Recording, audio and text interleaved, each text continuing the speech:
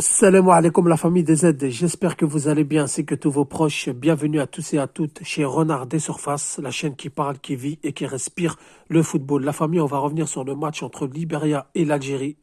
Deuxième journée des éliminatoires à la prochaine Coupe d'Afrique des Nations qui, je le rappelle, aura lieu au Maroc de décembre 2025 à janvier 2026. Victoire 3-0 après avoir remporté le match face à la Guinée équatoriale lors de la première journée à Oran 2-0. L'Algérie récidive à Monrovia avec un score très large. 3-0 avec des buts d'Amin Gouiri à la 17e, Adem Zorgan à la 25e et puis Bardan Bonedjah à la 80e. Donc quand on regarde le match, il a été maîtrisé de bout en bout. On a dominé au côté athlétique, on a dominé dans le jeu, on a proposé quelque chose de très cohérent, surtout en première mi-temps.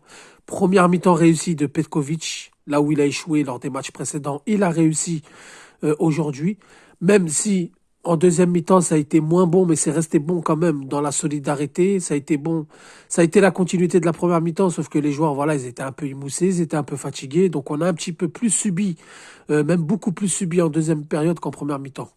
Ça, c'est tout à fait logique. L'essentiel, on n'a pas encaissé de but et ça, c'est une très grosse satisfaction. Donc, Petkovic, ça se voit qu'il a travaillé ce match.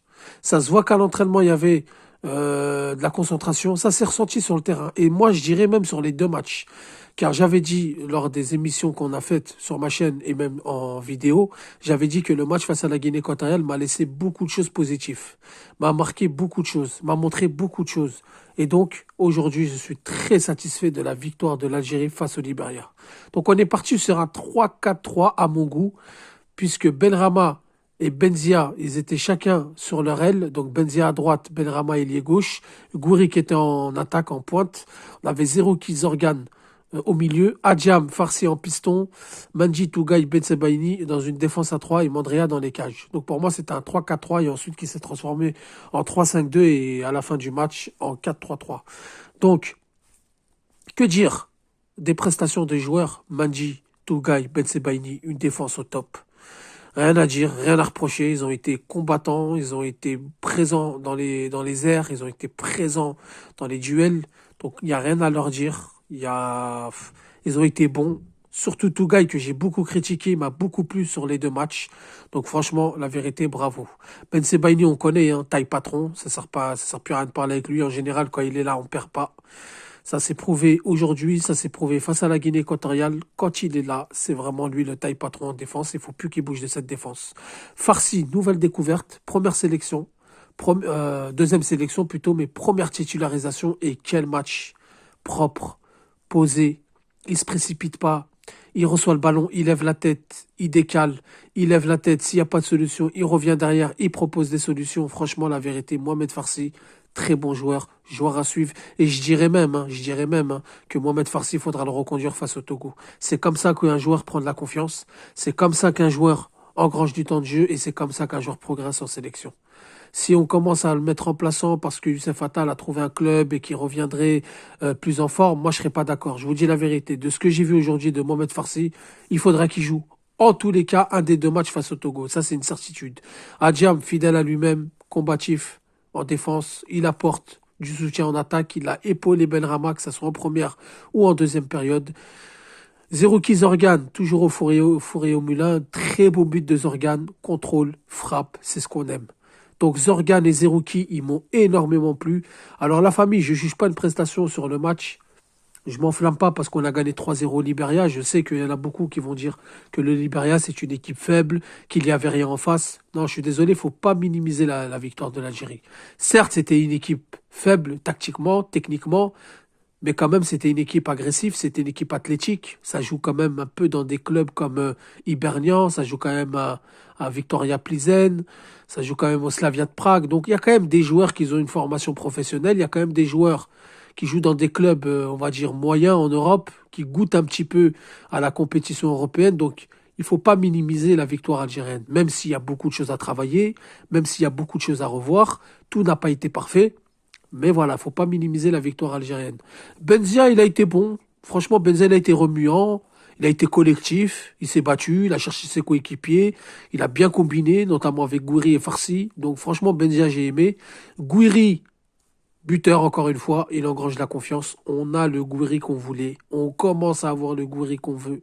Il est bon avec Rennes. Il est bon en sélection ces derniers matchs. Il a marqué contre la Bolivie. Il a marqué contre la Guinée équatoriale. Et là, il récidive en marquant contre le Libéria. Et en plus, il ouvre le score.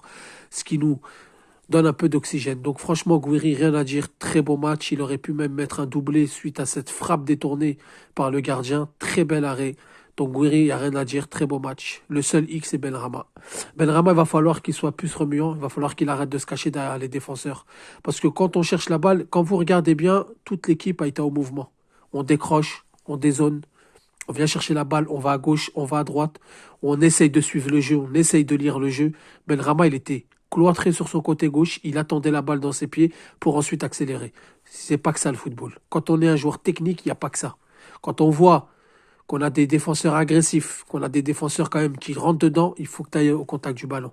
Il faut que tu ailles des fois chercher le ballon dans les pieds. Il faut que tu fasses le jeu sur ton côté gauche et vu que tu es technique, il faut que tu partes aussi de l'arrière. Donc, il n'a pas épaulé Adjam comme il fallait. C'est pour ça qu'Adjam, on l'a vu un peu moins briller. Quand on regarde le match face à la Guinée équatoriale, Adjam a plus brillé parce que Benrahma fait plus d'efforts.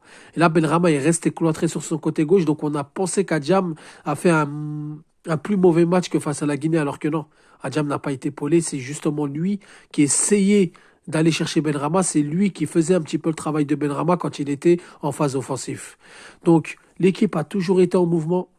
L'équipe, comme je vous ai dit, a décroché, a dézonné, a allé chercher les ballons. Ils ont été très collectifs. Et donc, je suis très satisfait de cette rencontre. Donc, victoire maîtrisée, victoire dominée, match plutôt plaisant à voir jouer. Enfin, on voit une Algérie qui joue bien au ballon. Ça faisait très longtemps. C'est bizarre parce qu'on a joué contre l'Iran avec une équipe soi-disant bis. On a très bien joué. On a joué contre l'Ouganda lors des éliminatoires de la Coupe d'Afrique des Nations 2024. On se souvient au stade de Japoma avec une équipe soi-disant bis. On a très bien joué. 2-1 d'ailleurs, on a gagné comme face à l'Iran. Aujourd'hui, on joue contre le Libéria avec une équipe soi-disant bis, on a très bien joué. Donc à un moment donné, il n'y a plus de place acquise. Il va falloir que tout le monde se bat. C'est le meilleur qui doit jouer, c'est le plus en forme qui doit jouer. Donc voilà, par ça, la famille, j'ai plus rien à dire. 76e, Kendoussi qui remplace Farsi. Kendoussi, bah écoutez, il est rentré, il a fait du Kendoussi, donc il n'a pas été nul, il n'a pas été extraordinaire. Par contre, Youssef Attal qui remplace Benrahma à la 76e, très grosse entrée de Youssef Attal. Le Libéria poussé, Attal a fait un rush dans la surface, une frappe détournée par le gardien, but de Barda Bounedjah. Donc Attal, encore une fois, très grosse rentrée. Bounedjah, bah, il est rentré à la place de Bendia à la 77e, il a mis son petit but. Je suis content pour lui, parce qu'il se bat beaucoup, même si c'est plus le Bounedjah de 2019, il se bat encore, il a toujours faim, et ça c'est plaisant à voir jouer. Khassef, il est rentré, ça fait peur. À 0-0 ou à seulement 1-0 avec une équipe qui pousse un peu plus, Khassef, ça peut faire peur. Il a remplacé Adjam à la 82e. Et enfin, Sayoud à la 87e, il a remplacé Gouiri. Il a fait un centre très dangereux qui aurait pu faire mouche, car la frappe a été arrêtée par le gardien. Il n'a pas eu tant de jeu conséquent pour le juger, donc il a fait une bonne rentrée. Ça se voit qu'il est à l'aise balle au pied, mais la prochaine fois, il va falloir lui donner un peu plus de temps de jeu. Donc voilà la famille, dites-moi ce que vous en pensez en commentaire. Sur ce, je vous dis salam alaikum, que la paix soit sur vous.